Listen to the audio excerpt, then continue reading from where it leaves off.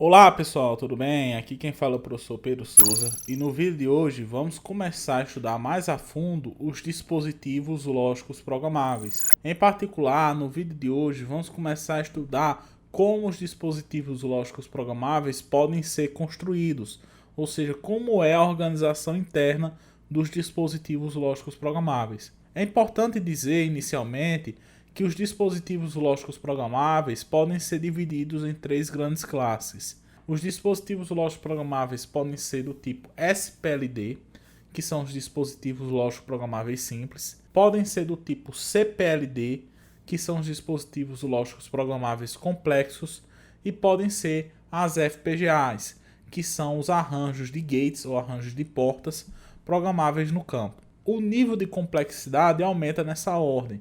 Os SPLDs são os tipos de PLD mais simples, depois vem o CPLD e por fim vem as FPGAs, que é o tipo de dispositivo lógico programável mais complexo. Até pela própria figura, como está apresentada aí no slide, dá para ver que os SPLDs são mais simples, eles contêm menos pinos, o CPLD é um ponto intermediário e as FPGAs são os dispositivos lógicos programáveis mais complexos. Na aula de hoje, nós vamos dar foco ao estudo dos SPLDs, ou seja, os dispositivos lógicos programáveis simples. Isso acontece porque, embora o SPLD não seja o foco do nosso estudo aqui no curso, ele é a base para os dispositivos lógicos programáveis mais complexos, no caso, o CPLD e as FPGAs. Então, vamos começar pelos dispositivos lógicos programáveis simples. Bem, lá na teoria de circuitos digitais, nós sabemos que qualquer expressão lógica pode ser implementada na forma canônica soma de produtos. Ou seja, consistem em eu pegar várias portas lógicas I, em que nessas portas lógicas I eu aplico a entrada na forma normal ou na forma complementada, e depois eu pego as saídas dessas portas lógicas I e aplico numa porta lógica U. Qualquer expressão pode ser implementada nessa forma, que a gente chama de forma canônica soma de produtos. Então, os dispositivos lógicos programáveis simples, eles se baseiam nesse princípio, que toda função lógica pode ser implementada na forma soma de produtos. Então, qual é a ideia básica de um dispositivo lógico programável simples? Você vai ter um conjunto de portas lógicas I, em que nessas portas lógicas I vão entrar as entradas na forma normal ou na forma complementada, em associação com a porta lógica OR para gerar saída. Só que no caso, as conexões entre as portas lógicas I e as portas lógicas OR, elas são configuráveis. Então aqui no slide eu tenho um exemplo de um dispositivo lógico programável simples, em que eu tenho um conjunto de portas lógicas I e uma porta lógica OR, cujas entradas dessa porta lógica OR são as saídas das portas lógicas I. Em cada uma dessas portas lógicas I vai entrar as entradas, que no caso é I3, I2 e I1, na forma normal ou na forma complementada. E associada a cada uma dessas entradas na forma normal ou na forma complementada, eu vou ter um conjunto de nós que estão sendo representados por esses quadradinhos, que são nós programáveis. Então esses nós vão permitir a conexão ou não. Ou seja, você vai permitir essa conexão, ou seja, vai permitir a passagem do sinal ou vai bloquear a passagem do sinal. Dependendo dos sinais que você bloqueia ou os sinais que você permite passar, você vai implementar uma determinada expressão lógica. Então, o grande lance dos dispositivos lógicos programáveis consiste nesses nós programáveis, no qual consigo permitir ou bloquear a passagem dos sinais de entrada. No caso, os sinais de entrada na forma normal ou na forma complementada. Então, cada um desses nós, ele pode ser programado, entenda programado aí, como sendo definido, ou seja, você pode definir aquele determinado nó como para passar ou não uma determinada entrada, ou seja, um determinado sinal, para a porta lógica AND. E existem duas formas de você implementar esses nós programáveis.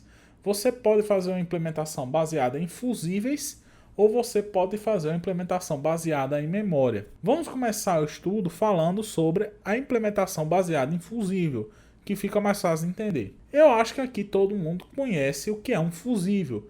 O fusível ele é um dispositivo de proteção. Só que nesse caso ele não está para proteger as portas lógicas AND nesse caso. Um fusível, quando ele está intacto, ele permite a passagem de corrente. Só que um fusível, quando ele está queimado, ele impede a passagem de corrente. Então, como é que eu posso implementar esses nós programáveis?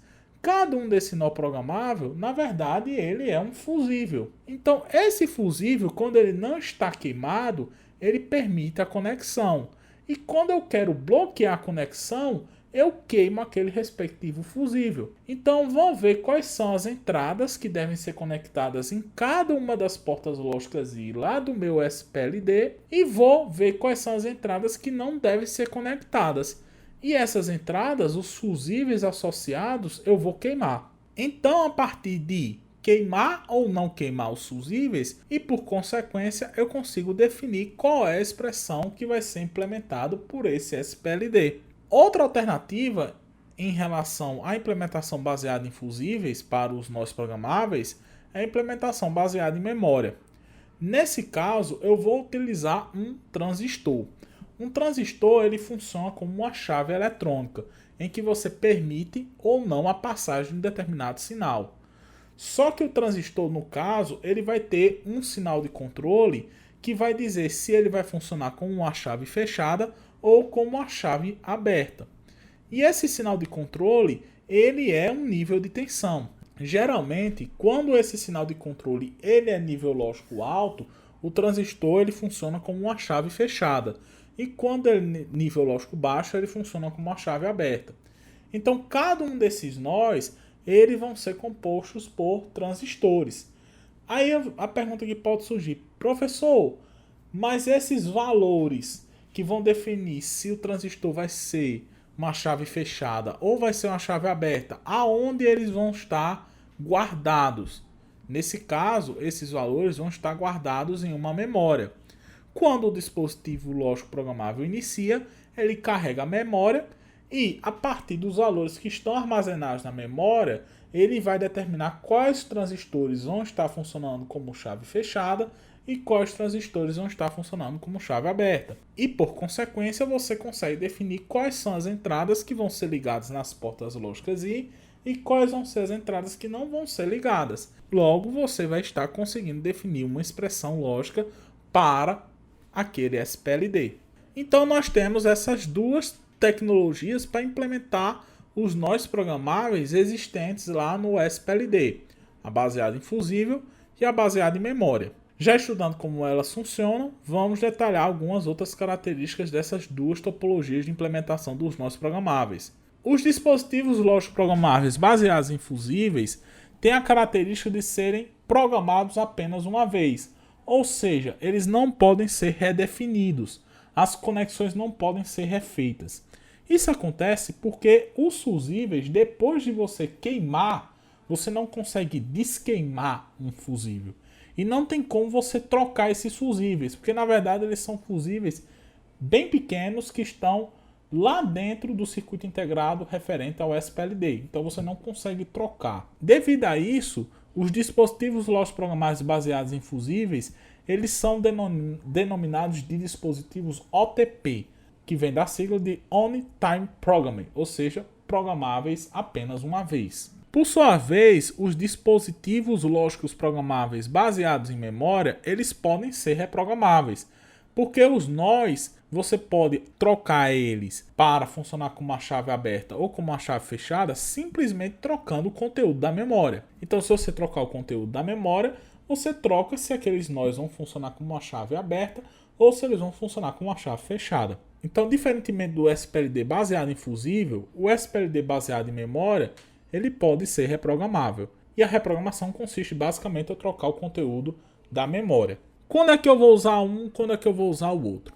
Muito bem, os dispositivos lógicos programáveis baseados em fusíveis geralmente são utilizados em aplicações em que exige segurança e imunidade ao ruído. Já os dispositivos lógicos programáveis baseados em memória, eles são utilizados quando deseja-se fazer alterações no projeto. Por que isso?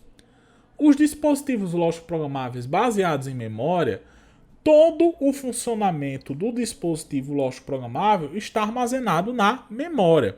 Então, se você trocar os valores que estão armazenados na memória, você consegue trocar o funcionamento do circuito.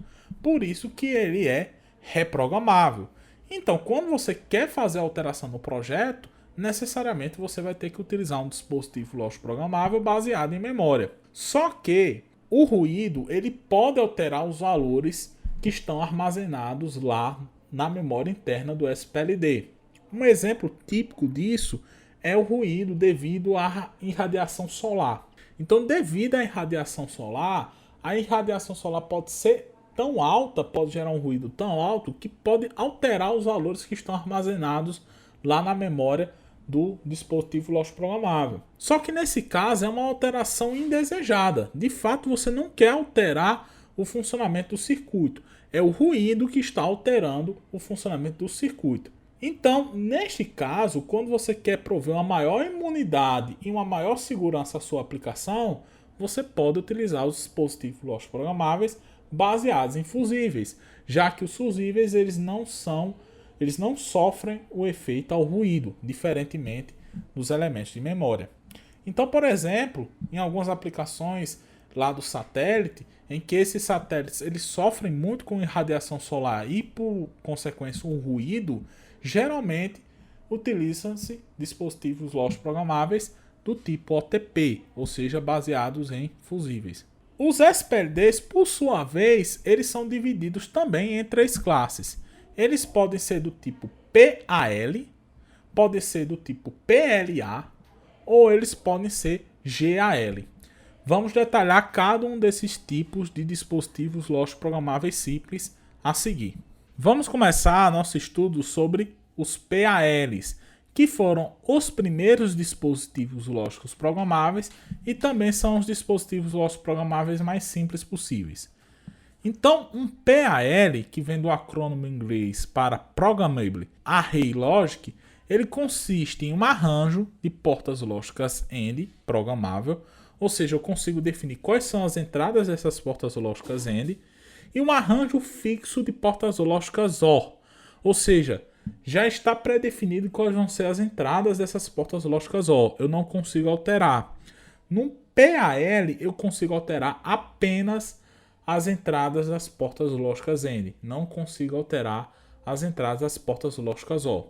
Então aí no slide eu tenho um dispositivo lógico programável simples do tipo PAL de 3 entradas. Nesse caso, veja que as portas lógicas AND, em cada uma das entradas dela, eu vou ter um fusível em que eu posso queimar ou não esse fusível. Deixando intacto ou queimando esse fusível, eu consigo deixar passar ou não uma determinada entrada para essa porta lógica AND. Por consequência, a porta lógica OR ela não pode ser reprogramável, ou seja, as entradas dessa porta lógica OR já estão pré-definidas.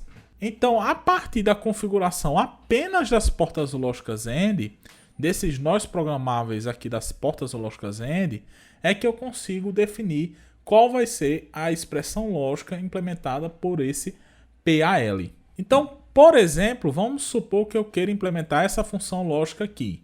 F recebe A, B negado C ou A negado B, C. Então, eu vou ter que implementar esse circuito utilizando um PAL. Então, nessa porta lógica aí de cima, nessa primeira porta lógica aí, eu vou querer implementar a função A, B negado C. Então, o que eu vou fazer? O fusível referente a A, eu vou deixar intacto, como está indicado aqui no slide. E o fusível referente a A negado, eu vou queimar. Quando eu queimo esse fusível, eu bloqueio a passagem do sinal A negado. Então, A negado não entra nessa porta lógica aí. Eu também vou queimar o fusível referente à entrada B, porque não tem B na composição dessa primeira expressão. E vou deixar intacto o fusível referente a B negado. Então, como eu estou deixando intacto o fusível referente a B negado está entrando nessa porta lógica aí. Eu também vou deixar intacto o fusível referente a C, porque nessa expressão nós temos C. Então, como eu estou deixando intacto o fusível referente a C, nessa porta lógica aí de cima está entrando C. E eu vou queimar o fusível referente a C negado, porque essa expressão não tem C negado. Então, como eu estou queimando, C negado não entra nessa porta lógica aí de cima. A segunda parte da expressão é A negado, B, C. Então, o que eu vou fazer? Vou queimar o fusível referente a A, vou deixar intacto um fusível referente a A negado, vou deixar o fusível referente a B intacto, vou queimar o fusível referente a B negado, vou deixar intacto o fusível referente a C e vou queimar o fusível referente a C negado. Então, nessa porta lógica aí, efetivamente está entrando quem? A negado, B, C. E por isso a expressão lógica de saída dela é A negado, B, C. Veja que essa expressão, eu já tenho todos os componentes para implementar ela. Eu já tenho A, B negado, C, e eu já tenho A negado, B, C. Mas nessa porta lógica aí de saída, eu ainda tenho outra entrada, que é a saída dessa outra porta lógica aí. Então, o que eu tenho que fazer? Eu tenho que inutilizar essa porta lógica I aqui. E para eu inutilizar essa porta lógica I aqui, basta que a saída dela seja igual a zero. Por quê? Porque a gente sabe que o zero é o elemento neutro da operação lógica OR. Então, se nessa porta lógica OR aqui entrar justamente nessa primeira entrada A, B negado, C, nessa segunda entrada A negado, B, C, e nessa terceira entrada 0, então a saída dessa porta lógica O vai ser justamente A, B negado, C ou A negado, B, C, que é justamente a expressão que eu quero implementar. Então, como é que eu inutilizo essa porta lógica aí de baixo? É simples, é só não queimar nenhum fusível. Por quê?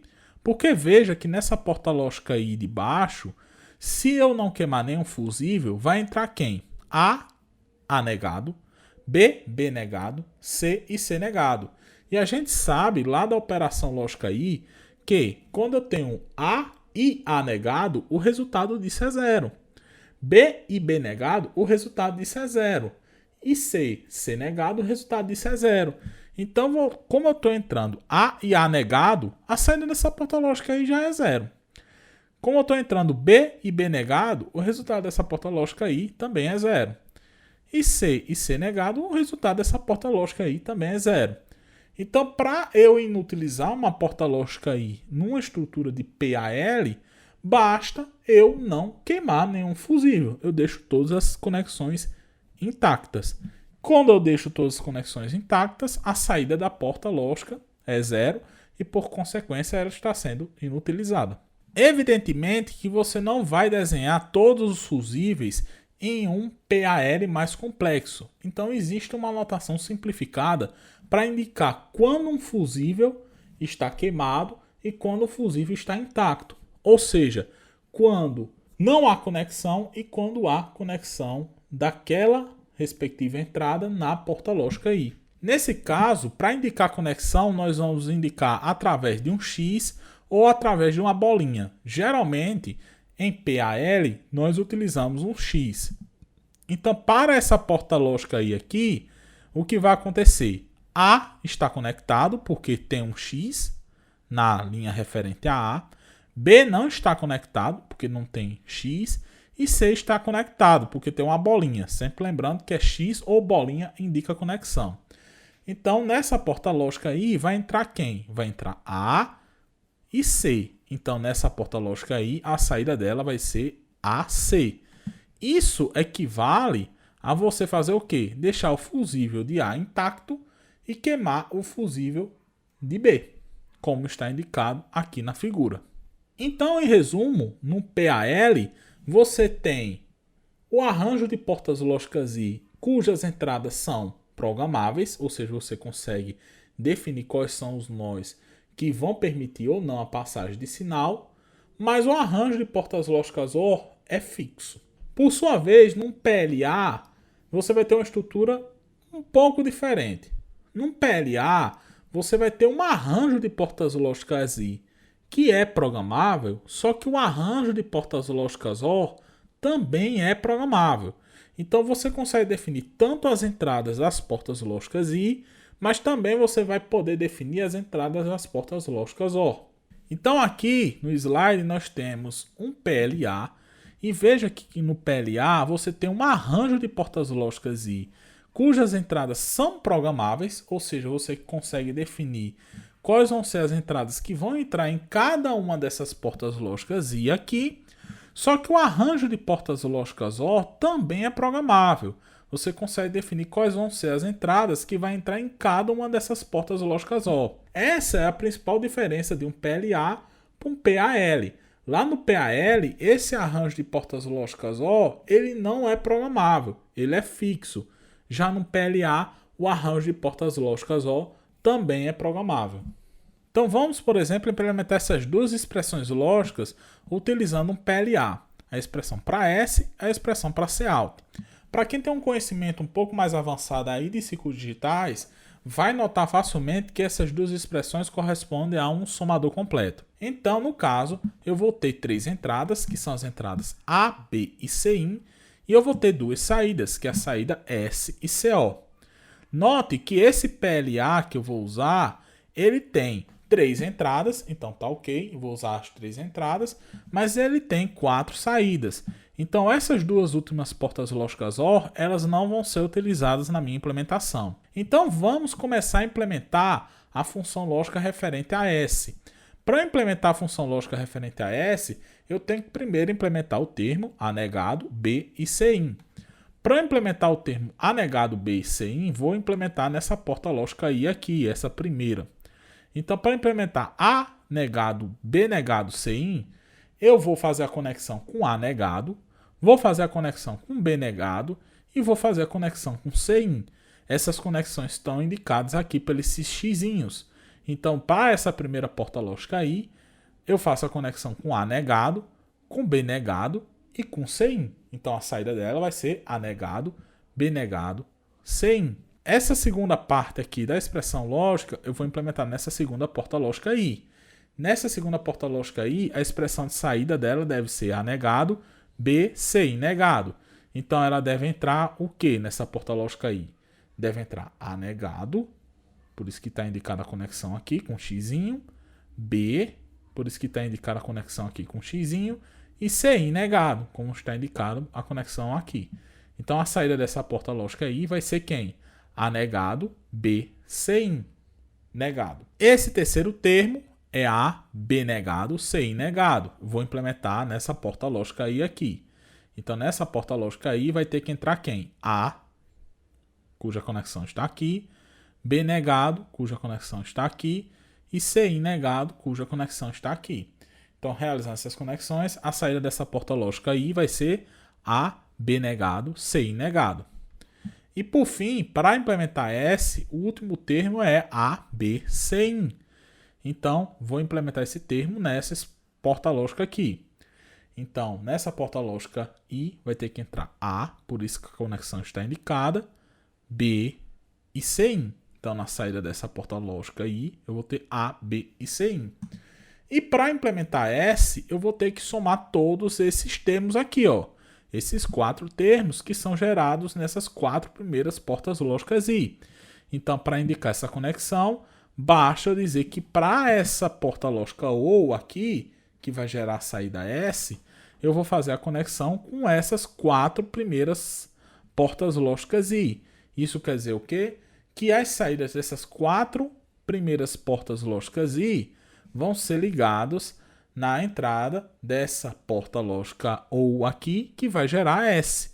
E, de fato, S é a soma dessas saídas dessas quatro primeiras portas lógicas I. Vamos agora gerar a expressão para Cout. Cout é AB, que eu vou gerar nessa porta lógica I. De fato, ó, AB, eu conecto A, conecto B. A, Cin, que eu vou gerar nessa porta lógica I aqui. De fato, estou conectando A e estou conectando Cin. E B, Cin.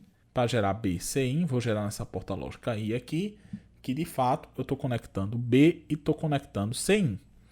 E vou pegar outra porta lógica OR aqui para gerar Cout, que é a soma da saída dessas três portas lógicas I aqui. E de fato, nessa porta lógica OR aqui, que gera Cout, eu ligo as saídas dessas 3 portas lógicas I aqui, como está indicado aqui na figura.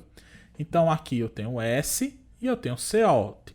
Então, a partir das conexões existentes aqui no meu circuito, tanto na matriz de portas lógicas I como na matriz de portas lógicas OR, eu consigo implementar essas duas expressões lógicas que, como falei no início, correspondem a um somador completo. Vamos, por fim, falar do último dispositivo lógico programável simples, que é o GAL, que vem da sigla de Generic Array Logic. O GAL ele consiste em um PAL que pode ser reprogramável. O PAL, geralmente os nós, eles são implementados a partir de fusíveis. Já no GAL, ele consiste em nós implementados a partir de memória.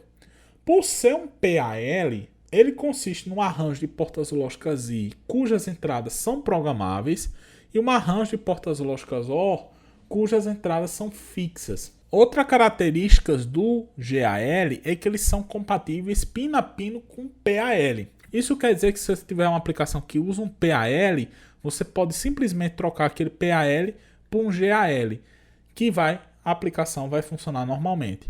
Outra diferença entre um PAL e um GAL é que lá no GAL você tem uma estrutura que a gente chama de macrocélulas, ou como é referido pelos fabricantes, de Output Logic Macrocell, que no caso a sigla é OLMC. O que é um OLMC? O que é uma macrocélula?